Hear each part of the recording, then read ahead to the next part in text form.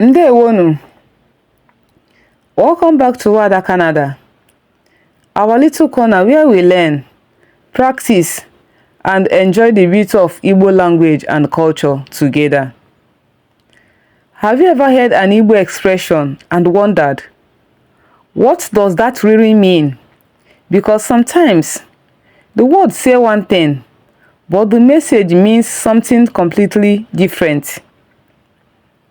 Those special expressions are called idioms. In English, an idiom is a phrase whose meaning is different from the literal meaning of the words used. In Igbo, we call them Akpaala Okwu, expression whose true meaning goes beyond the ordinary. Today, let's learn 5 common Igbo idioms, their literal meanings and their actual meanings. Ka anyị bido. Let's begin. We'll say the Igbo idioms, their literal meanings and their actual meanings. Igbo idiom. Anya mmiri anaghị agba onye nwụrụ anwụ. Literal meaning. Tears do not flow from a dead person. Actual meaning. Some help or sympathy comes too late to be useful. Let's go again. Anya mmiri anaghị agba onye nwụrụ anwụ.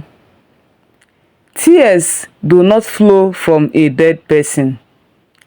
Some help or sympathy comes too late to be useful.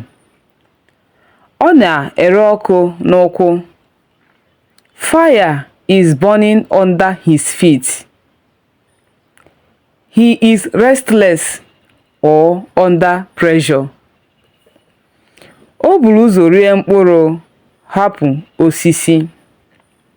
He ate the fruit and left the tree, enjoying benefits without caring for the source.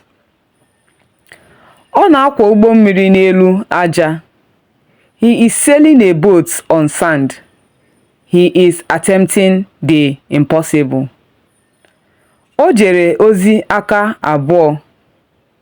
He went on a journey with 2 hands. He went fully prepared or handled something seriously and completely. Now, let's repeat the idioms and their actual meanings only. Anya mmiri anaghị agba onye nwụrụ anwụ.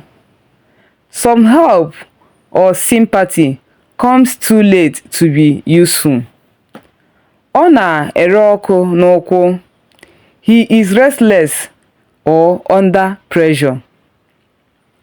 O buru ụzọ rie mkpụrụ, hapụ osisi, enjoying benefits without caring for the source. Ọ na-akwọ ụgbọ mmiri n'elu aja. He is attempting the impossible. O jere ozi aka abụọ. He went fully prepared or handled something seriously and completely.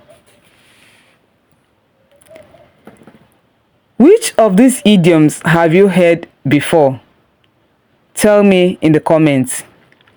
Don't forget to like, subscribe, and share this video with your friends and family. Daalụ.